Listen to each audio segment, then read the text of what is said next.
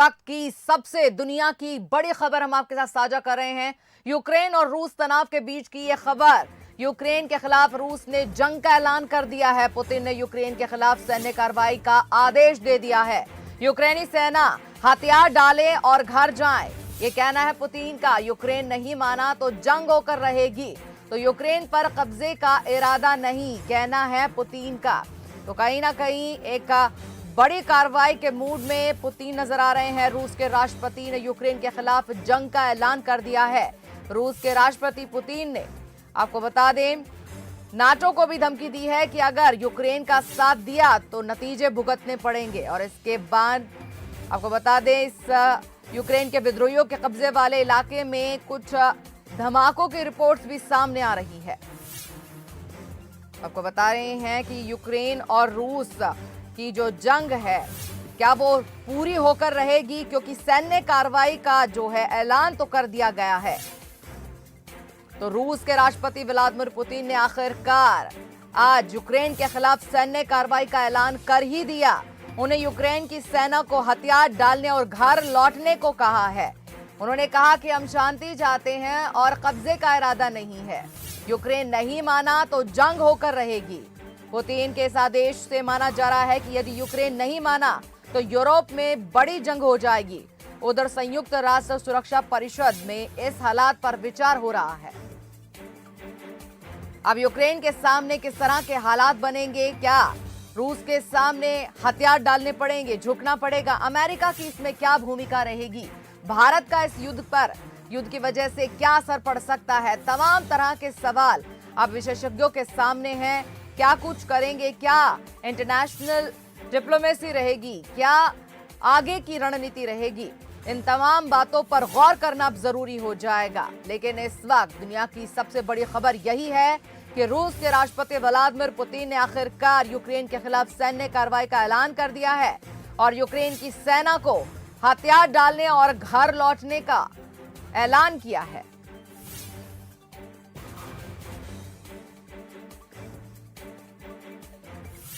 तो क्या यह युद्ध होकर रहेगा? और अगर युद्ध होगा तो उसके बाद क्या हालात दुनिया भर के अन्य देशों के लिए बन जाएंगे? तमाम तरीके के सवाल अब खड़े हो जाते हैं। लेकिन आपको बता दें कि रूस पूरे मूड में है कि अब सैन्य कार्रवाई हो जाए। लेकिन यूक्रेन का अब क्या इसमें हिस्सा रहेगा? यूक्रेन क्या कुछ इसका जवाब देगा? एक बहुत बड़ा सवाल है। आपको बता दें कि जिस तरह से ये ऐलान हुआ है, बयान आया है, उसके बाद कुछ धमाकों की भी रिपोर्ट सामने आई है। क्रमातोस्क में 2 धमाके सुने गए हैं। रूसी सिपाही क्रीमिया के रास्ते यूक्रेन में भी घुस रहे हैं और बॉर्डर पर 2 लाख से ज्यादा रूसी सिपाही तैनात हैं। और इस पूरी खबर पर हमारे साथ बंसल न्यूज हेड शरद द्विवेदी जुड़ गए हैं। अब क्या कुछ हालात बन सकते हैं, ये भी आपसे हम जानना चाहेंगे शरद जी। और यूक्रेन के सामने अब क्या रास्ता रह जाएगा? देखिए, ये बहुत ही चिंतनीय स्थिति है और इसकी कल्पना करना बड़ा कठिन था कि उस दौर में 2022 में जब दुनिया एक ऐसे मुहाने पर खड़ी है जहां कोरोना की लड़ाई के बाद हम फिर से खड़े होने की कोशिश कर रहे हैं और दुनिया के खासतौर से रूस, अमेरिका, चीन, इन देशों के पास ऐसे हथियार हैं जो पलक झपकते ही पूरी दुनिया के लिए संकट बन सकते हैं। ऐसे में युद्ध की एक स्थिति बन रही है जिसमें दुनिया की महाशक्तियां किसी न किसी रूप में भागीदारी जिनकी हो सकती है, जिसकी आशंका इसमें नजर आ रही है। जिस तरह से सैन्य कार्रवाई का एक आदेश व्लादिमीर पुतिन की तरफ से हो गया है यूक्रेन के लिए, और उन्होंने कहा है कि यूक्रेन की सेना हथियार डाल दे, और जिस तरह से यूक्रेन इस पूरे मामले में, और जैसा हम जानते हैं कि नाटो में शामिल होने के लिए यूक्रेन, जिस तरह से नाटो कंट्रीज की तरफ से ऑफरिंग थी यूक्रेन के लिए और यूक्रेन चाहता था कि वो उसका हिस्सा बने, और रूस इसका विरोध कर रहा है कि नाटो में यूक्रेन को शामिल नहीं करना है, क्योंकि रूस का ये मानना था कि अगर नाटो में शामिल होगा यूक्रेन तो नाटो, जिसमें अमेरिका और देशों की सेनाएं हैं, वो सीधे रूस के बहुत समीप आकर खड़ी हो जाएंगी। तो ये विवाद मूल रूप से वही विवाद है जो हमने दुनिया में देखा है 50-60 के दशक से लेकर करीब करीब 90 के दशक तक, जहां रूस और अमेरिका की प्रतिद्वंदिता बड़ी गहरी रही है। अब वही लड़ाई फिर है, लेकिन सबसे चिंतनीय पक्ष इसमें ये है कि इसमें रूस के साथ चीन खड़ा हो गया है। और चीन अपने आप में एक बड़ी शक्ति है, रूस अपने आप में एक बड़ी शक्ति है। तो दुनिया बिल्कुल उसी तरह जिस तरह से हमने सेकेंड वर्ल्ड वॉर में देखा था कि दो हिस्सों में बदलती है दुनिया, और वो फिर एक बड़ी चिंता और बड़ी चेतावनी का पूरी दुनिया के लिए कारण बनता है। तो रूस और चीन का साथ आना, और इसके बाद कुछ मुझे लगता है कि कुछ ऐसे देश भी इसमें चौंका सकते हैं, अभी कुछ कहना जल्दबाजी होगा, उनकी भी भागीदारी रूस के साथ अगर सामने आए, उनका समर्थन भी अगर रूस को मिले, तो उसमें कोई कठिनाई नहीं है। जैसा आपने भी बताया कि संयुक्त राष्ट्र सुरक्षा परिषद के सत्र में एक सप्ताह में ये दूसरी बार है जब सुरक्षा परिषद की बैठक, आपातकालीन बैठक चल रही है। उधर अमेरिका ने कहा है कि वो अपनी सेनाओं, नाटो की सेनाओं के साथ शांतिपूर्वक तरीके से हस्तक्षेप की नीति को लेकर आगे बढ़ेंगे, विरोध करेंगे।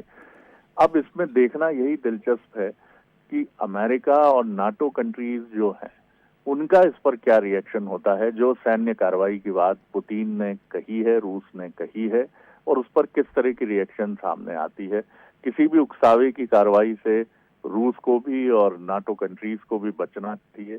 लेकिन सवाल ये है कि इस पूरे मामले में जो सुपर पावर इन्वॉल्व हैं, उनको समझाने वाला कौन है। क्योंकि संयुक्त राष्ट्र सुरक्षा परिषद, इस तरह के संगठन जब इस तरह के देश सामने आते हैं, तो हमने उनकी भूमिका को भी बहुत सीमित और सिमटते हुए देखा।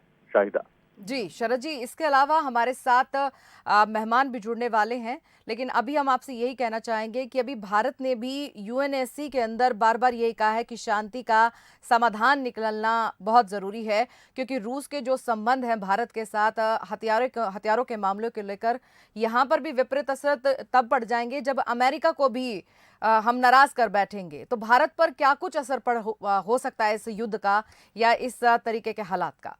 देखिए, हमारे लिए सबसे चिंतनीय बात यह है कि चीन रूस के साथ बहुत साफ तौर पर खड़ा है। इसलिए हमारे लिए बहुत ही स्ट्रैटेजिक तरीके से आगे बढ़ने की जो इस समय हमारे डिप्लोमेट्स हैं और हमारे विदेश नीति के रणनीतिकार हैं, उनके लिए सबसे चिंता की और सबसे चिंतन की बात यही है कि चीन के खुलकर रूस का साथ देने के बाद वो अपने स्टैंड को किस तरह से समायोजित करें। क्योंकि एक शांति प्रिय और शांति को, अहिंसा को केंद्र में रखकर अपनी डिप्लोमेसी को निर्धारित करने वाला राष्ट्र भारत पूरी दुनिया में पहचाना गया है। और अभी जो हमारी नीति, विदेश नीति रही है, वो विदेश नीति निश्चित तौर पर हमारी हथियार खरीदी का जो एक बड़ा अहम सौदा कुछ बरसों पहले हमने रूस के साथ किया था, जिससे अमेरिका ने भी आपत्ति जताई थी, और भारत उसके बाद भी उस समझौते से पीछे नहीं हटा और तमाम अत्याधुनिक हथियार जो दुनिया में अपनी तरह के पहले हैं, और रूस भी शायद उनको दुनिया में पहली बार किसी अपने अलावा इस्तेमाल करने के अलावा किसी दूसरे देश को दे रहा है, तो वो देश भारत ही है। तो निश्चित तौर पर हमारे लिए ये बड़ी चुनौती है कि हमारा स्टैंड एक तो नियोजित हो, और दूसरा इस तरह से हो, क्योंकि चीन ने जिस तरह से खुलकर अपना समर्थन दिया है, तो रूस ये अपेक्षा जरूर रखेगा कि इस मसले में भारत की प्रतिक्रिया कहीं ऐसी ना हो जो रूस के स्टैंड की मुखालिफत करती हो। लेकिन भारत की चुनौती ये भी है कि वो अमेरिका के साथ अपने रिश्ते, नाटो कंट्रीज के साथ अपने रिश्ते और अपनी अहिंसा और शांति प्रिय राष्ट्र की छवि को भी इंटैक्ट रखना चाहेगा। तो चुनौतियां भारत के लिए काफी अधिक हैं, क्योंकि जैसा मैंने आशंका जाहिर की है, जिस तरह से चीन सामने आया है, कुछ और कंट्रीज भी रूस के समर्थन में आ सकती हैं, और इनमें एक दो मुल्क ऐसे भी हो सकते हैं जो भारत के लिए हमेशा से चिंता और परेशानी का सबब भी रहे। शाहिदा शरद जी, इसके अलावा जब अभी पुतिन ने टेलीविजन पे अपना जब संबोधन दिया और इस बात का ऐलान किया कि जो सैन्य कार्रवाई की बात उन्होंने कही है, बार बार वो इस बात को कह रहे हैं कि हम कब्जा नहीं करना चाहते हैं, नागरिकों की सुरक्षा हमारा मकसद है, यूक्रेन ही जिम्मेदार होगा सारे खून खराबे का। इसके पीछे क्या हो सकता है? ये एक बड़ी खबर है अपने आप के अंदर कि वो बार बार खुद एक शांतिप्रिय तरीके से आगे बढ़ना चाहते हैं, लेकिन स्ट्रैटेजी क्या कुछ हो सकती है? शरद जी, एक मिनट, हम आपसे अब फिर से जुड़ेंगे। एक बड़ी खबर इस वक्त हमारे सामने आ रही है। हम आपको बता दें कि कीव समेत कुछ जगहों पर धमाके की खबर आई है। कीव जो कि यूक्रेन की राजधानी है, आपको बता दें यूक्रेन रूस तनाव के बीच ये बड़ी खबर है कि कीव में कुछ जगह धमाके हो गए हैं। तो आगाज जंग का हो चुका है और अब कीव समेत कुछ जगहों पर धमाके की खबर आ रही है। इस वक्त एक बड़ी खबर हम आपको बता रहे हैं। तो रूस के राष्ट्रपति ने यूक्रेन के खिलाफ जंग का ऐलान कर दिया है। रूस के राष्ट्रपति पुतिन ने नाटो को भी कहीं ना कहीं धमकाया है कि अगर साथ दिया यूक्रेन का तो नताइज भुगतने पड़ेंगे। लेकिन अब एक यूक्रेन और रूस के तनाव के बीच एक बड़ी खबर आ रही है कि कीव समेत कुछ जगहों पर धमाके हुए हैं। आपको बता दें कि जब यह ऐलान हुआ था उसके फौरन बाद भी क्रामातोर्स्क में भी 2 धमाके सुनाई दिए गए थे। लेकिन अभी आपको बता रहे हैं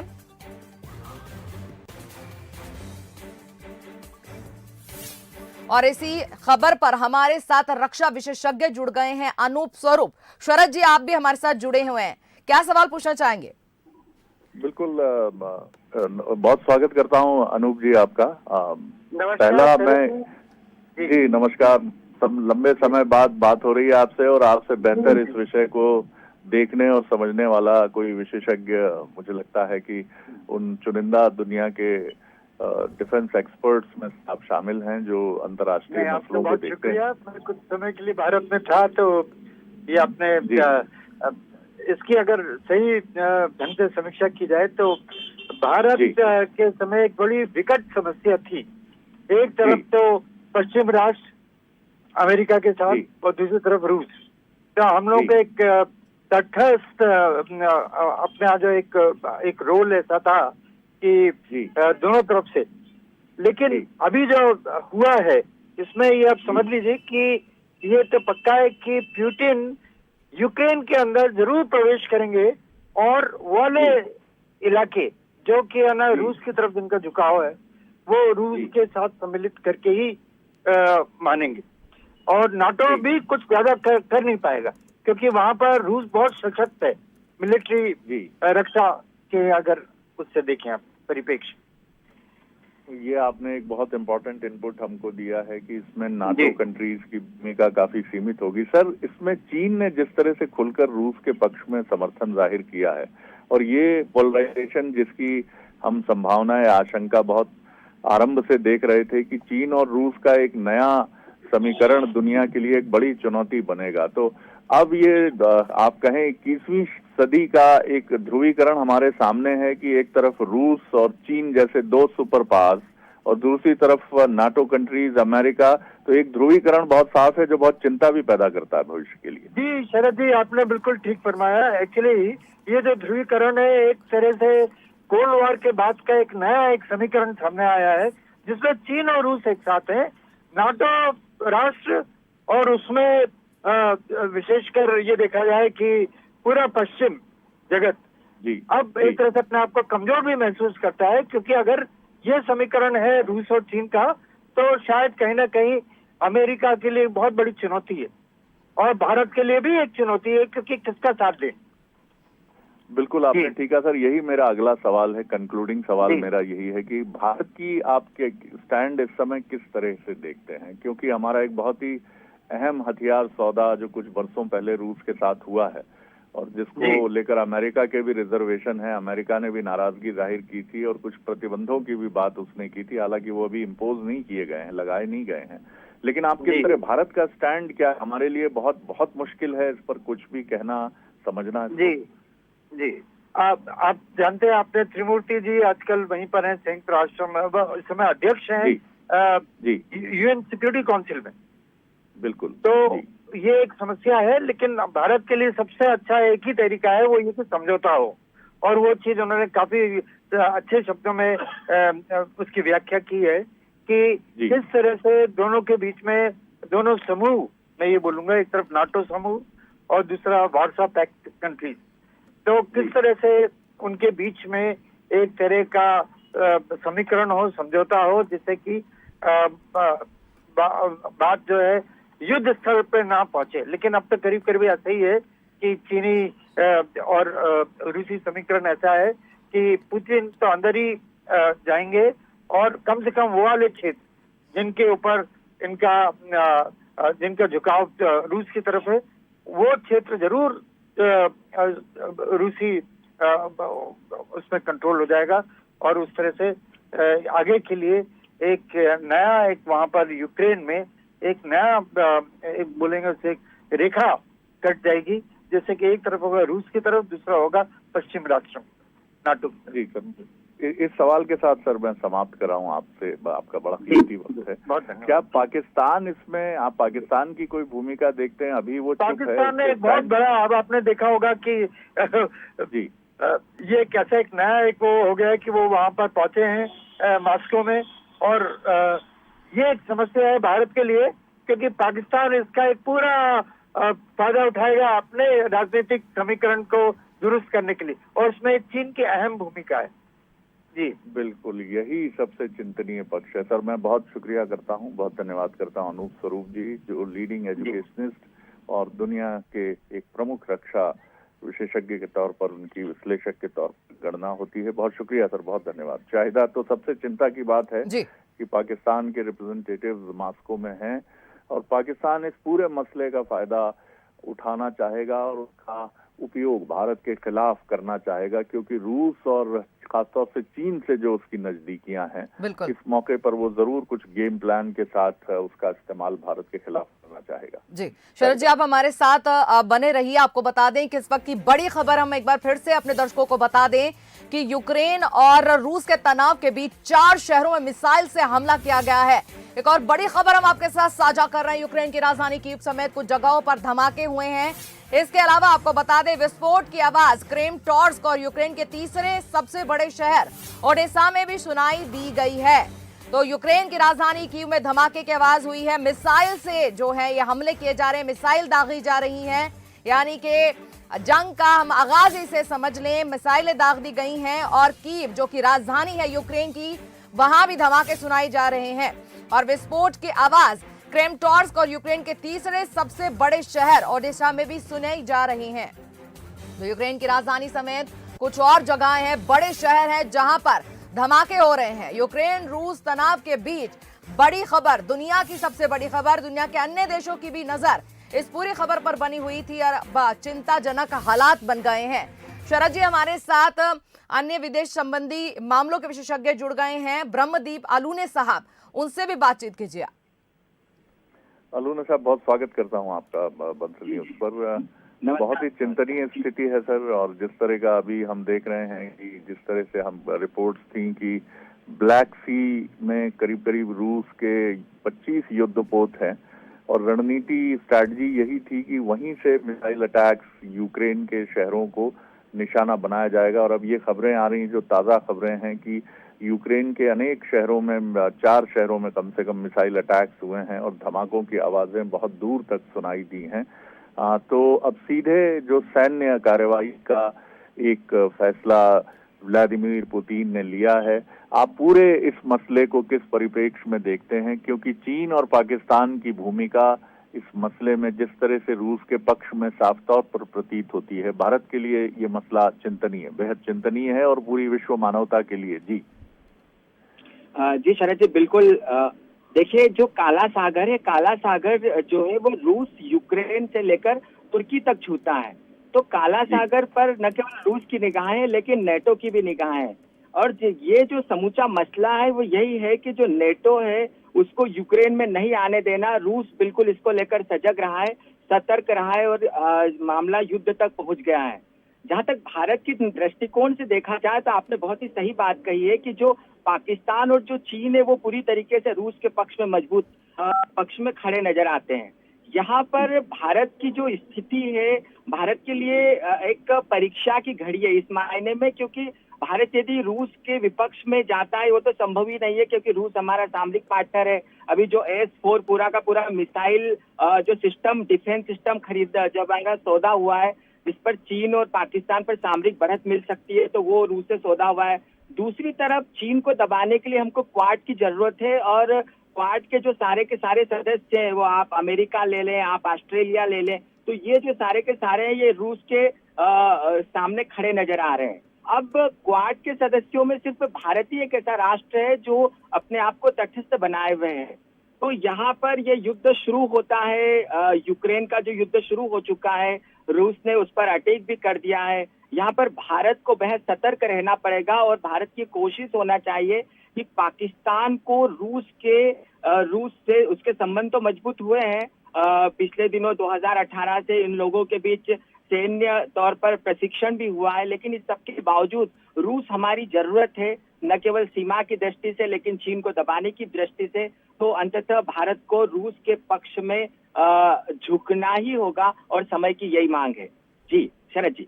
तो ये एक बड़ा अलग किस्म का एक पोलराइजेशन हो सकता है, जैसा आप कह रहे हैं कि एशिया के दो बड़े देश, जैसा मैं आपके विश्लेषण के सिरे को समझ पा रहा हूँ, चीन ने खुलकर समर्थन जाहिर किया है। भारत ने अपनी भूमिका को अभी इस पूरे मसले पर एक नियंत्रण के साथ और न्यूट्रलिटी के साथ एक तटस्थ भूमिका में उसको देखने की कोशिश की है, जिसको लेकर आपका कहना है कि बहुत लंबे समय तक ऐसा कर पाना संभव नहीं होगा।